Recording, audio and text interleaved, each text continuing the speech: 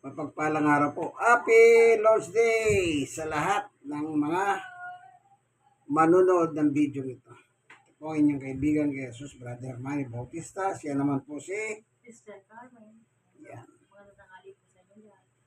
Dito po tayo sa kanyang tahanan. Ito, bahay po nila ito. Sa barangay 102, Songni, District 1, Tondo, Manila. Tatandaan niyo po yan. Lagi kayo magdalang payong, tubig, sombrero. Yan. Yan ang mahalagang pamunas pala, face towel. Kasi mainit po ang panahon. Hindi nyo po alam kung maaaring magkasakit ka o hindi. At ang una sa lahat, bago kayo lumakad, magdasal kayo. Ipagkatiwala nyo sa Diyos ang inyong lang mga lakad. Colossus 3:17. Ano man ang inyong gagawin sa salita o sa gawa, ipagkatiwala nyo sa Diyos sa ngalan ni Jesus. Yan, sabi ni Pablo. Reminder lang po yan, reminder. Mula sa inyong kaibigan, ano? Nandito po tayo sa tahanan ni Sister upang magdala ng magandang balita o salita ng Diyos. Every Sunday, dinadalaw ko po siya upang magbasa ng Biblia.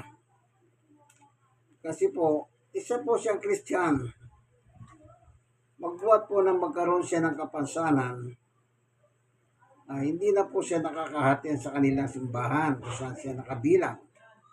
So magbuhat ng makilala ko siya, ako na lang po ang dumadalaw sa kanya upang magdala ng mabuting balita o salita ng Diyos sa kanya at saka ang nanay niya. Dati nanay niya kasama namin dito. Kaya ngayon, yata sumama ni nanay, nandito lang sa likod. Walang problema yun eh. Tayo po ay magbabasa ng Biblia. Ang Biblia po ay kinasasaligan ng salita ng Diyos. Kung gusto mong magbasa ng salita ng Diyos, Biblia ang gagamitin mo. Yan po ang kumpletong detalye. Mula sa simula hanggang sa Revelation, yan lahat yan nakasulat po yan.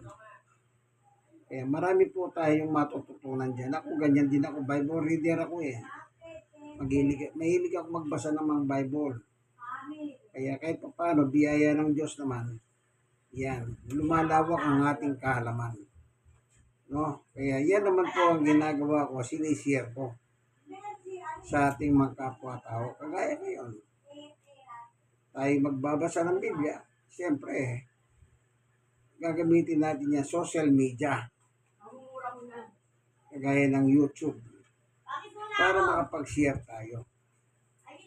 Yung iba nga sa mga bomba, yung mga board, ginagamit nga social media. Pero anong matututunan mo doon? Kamunduhan. Di mas maganda na yung matuto ka tungkol sa salita ng Diyos. Opo. Tatandaan nyo, ang Biblia po ay turo at aral ng Diyos ang nakalagay dito. Meron tayong babasahin dito sa kasulatan. Kung inyong mapapansin po, ito totoo. Mga ilang talata itong babasahin ko. Dito natin simulan ang ating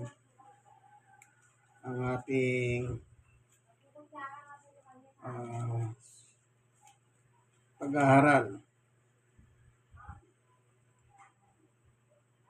Pero bago tayo magsimula, tayo muna ay manalangin. Panginoong Diyos, aming Ama, minsan pa samahan mo kami sa aming pagbubulay ng iyong salita. Buksan ang mga puso at kaisipan ng bawat isa upang sa ganon matuto kami sa iyong sulat, sa iyong turo. Salamat po sa ngalan ni Jesus. Amen. Tingnan niyo po yung Roma 1:1. Mula kay Pablo na lipin ni Kristo Jesus, tinawag upang maging apostol at inirang upang mangaral ng mabuting balita ng Diyos. Inirang, pinili. Sino ang gumawa sa kanya? Anong sabi dito? Tinawag upang maging apostol. Ibig sabihin, tagapagsalita ng Diyos. Kaya yung mga apostol po, yan ay mga tagapagsalita ng Diyos sa Biblia. Kaya yung turo ng mga apostol sa Biblia, dapat paniwalaan. Bakit? Yan turo nga nila galing sa Diyos.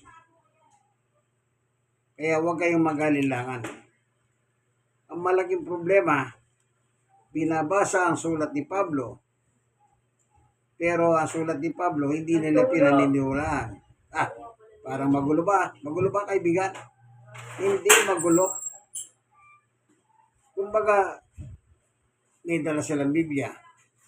Binabasa ang sulat ni Pablo. Yung iba sulat ni Pablo, paniniwalaan nila. Pero yung iba sulat ni Pablo, hindi nila pinaniniwalaan. Kita nyo?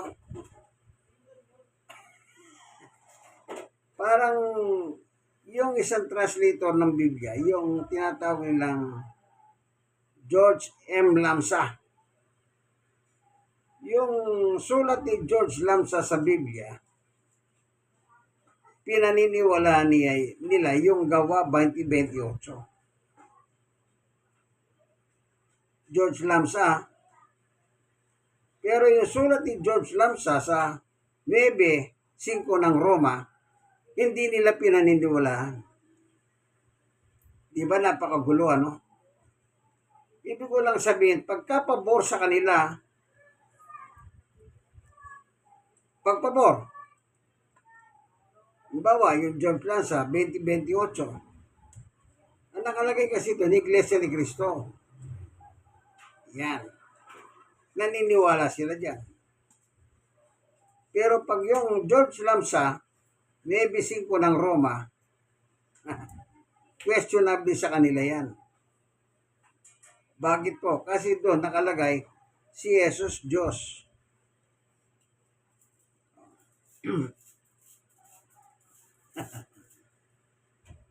Naalala ko po yung isang yung isang reliyon din. Nung nagparehistro siya ng kanyang simbahan, hindi po tinanggap sa sect. Meron kasing katulad. Yung katulad, yung pinanggalingan niyang simbahan. Natiwalag siya ron. Nung magtayo siya, yun ang ginawa niya rin title. So, hindi siya naprobahan. Gumamit siya kanyon ng ibang Biblia, yung Magandang Balita Biblia. Dahil magkaiba yung sulat at saka doon sa ginagamit niya sa na-disapprove, inaprobahan na siya ng sect.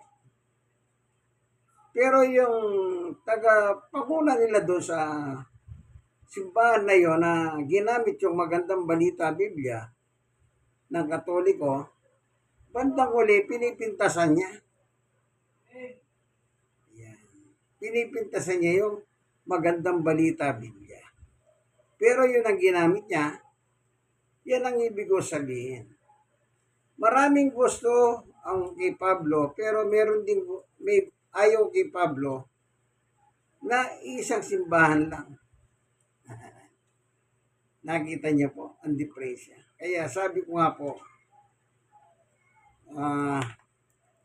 kaya si Pablo po itinalaga ng Diyos bilang tagapangaral ng mga kahentilan. Tayo nasa bansang Pilipinas po, tayo po ay nabibilang sa lahi ng hentil.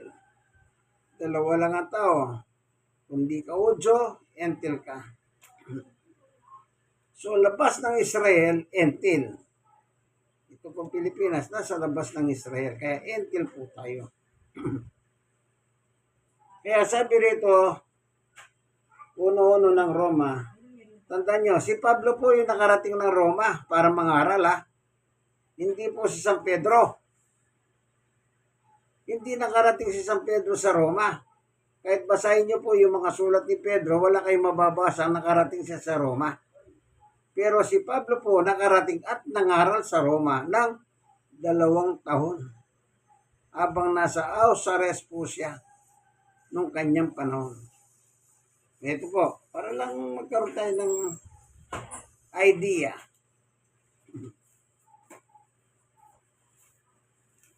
Dito po sa Gawa 28, 16. Pagdating namin sa Roma, si Pablo pinaintulutang umupa ng sariling tirahan kasama ang isang kawal na pinakatanod niya.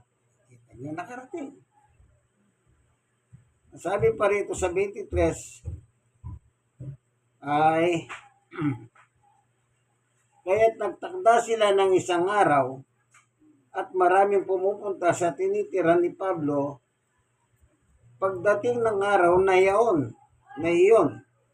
magapos siya nagpapaliwanag sa kanila at nagpapatotoo tungkol sa pag-aari ng Diyos sa pamamagitan ng kautusan ni Moises at ng sinumang at sinulat ng mga propeta.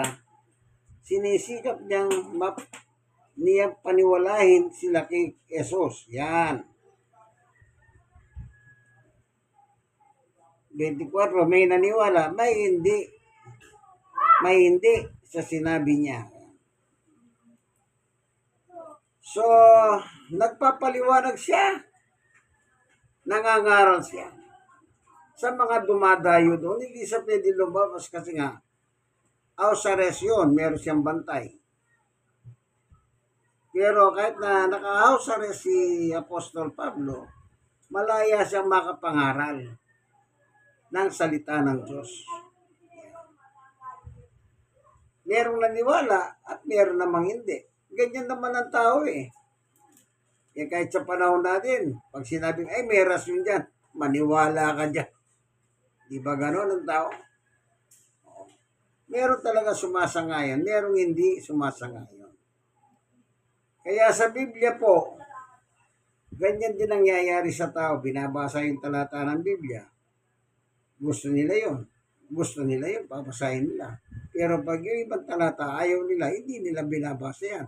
At kung babasahin man nila, nililiko nila. Ganyan lang po sila. Kaya si Pablo po bilang apostol ng mga hentil sa Biblia, kailangan sundin natin yon. Kasi yung salita ni Apostol Pablo, ganito po ang sabi niya sa Galacia.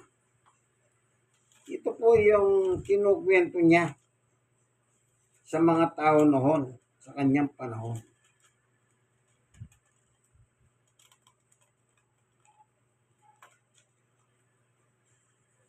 Ganito pong mababasa. Galacia chapter 1 verse 11 and 12. Ibig ko malaman ninyo, mga kapatid, na hindi katanang tao ang mabuting balitang ipinangangaral ko. Yung salita ng Diyos, yan po yung mabuting balita. 12, hindi ko ito tinanggap mula sa tao, kundi itinuro sa akin. Hindi ko ito tinanggap mula sa tao, ni itinuro sa akin ng tao. Si Jesucristo ang nagpahayag nito sa akin. Yan. So, hindi pala tao si Jesus sa kanya. Kasi ang nagturo sa kanya, hindi tao, sabi niya. Ipinayag ito ni Jesus sa akin. So, sino nagturo kay Pablo? Ang ating Panginoong Jesus. Tao ba si Jesus? Hindi. Hindi niya, wala nakalagay dito sa talatang Galacia 1:2 ay 11:12. Ulitin ko ha.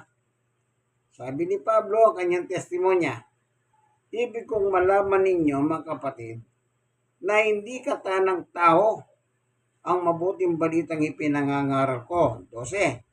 Hindi ko ito tinanggap mula sa tao, ni itinuro sa akin ng tao. Period. Si Jesucristo ang nagpahayag nito sa akin. So, ibig sabihin, ano si Jesus sa kanya? Yan.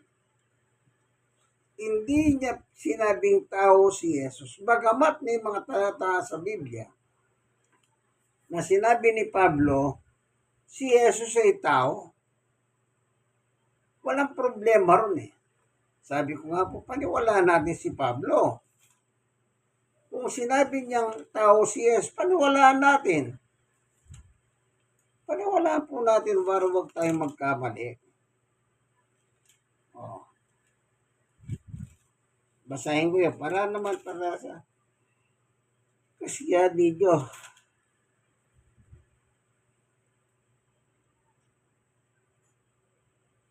Dito sa 1 Timoteo 2:5, sapagkat iisang Diyos at iisang tagapamagitan sa Diyos at sa mga tao, ang taong si Yesu Kristo. Wala namang problema kung tawagin mong tao si Kristo. Ako tinatanggap ko. Pero hindi lang po isang talata ng Biblia. Bawa yung ginagamit ng 8:41 ay 40. Anong sabi ni Jesus? Ako'y tao na nagsasaysay sa inyo ng katotohanan na nakita ko sa aking Ama. Bakit ninyo ko gustong patayin? Sinabi ni Jesus, ako'y tao na nagsasaysay ng katotohanan. Tama po yun. Sabi ni Pablo, sapagkat iisang Diyos at iisang Panginoon o tagapamagitan sa Diyos at sa mga tao, ang taong si Yesu Kristo. Tama rin yun. Kita nyo, ako tinatanggap ko yan kasi nakasulat yan. Pero, pag sinabing si Jesus ay Diyos, hindi nila tinatanggap. Yun ang malaking problema nga po sa kanila. Kaya sabi ko po, naniniwala sila sa sulat ni Pablo, pero hindi sila naniniwala sa ibang sulat ni Pablo. Ba't mo pa ginagamit na sulat ni Pablo kung di mo rin para paniniwalaan? Kailangan, yung lahat ng sinulat ni Pablo bilang apostol ng mga hentil, dapat paniwalaan mong lahat, kaibigan. Wala kang hindi tatanggapin, tanggapin mo lahat. O, halimbawa, meron pa tayong babasahin. Dito sa Pilipos chapter 2. Ganito naman na nakasulat.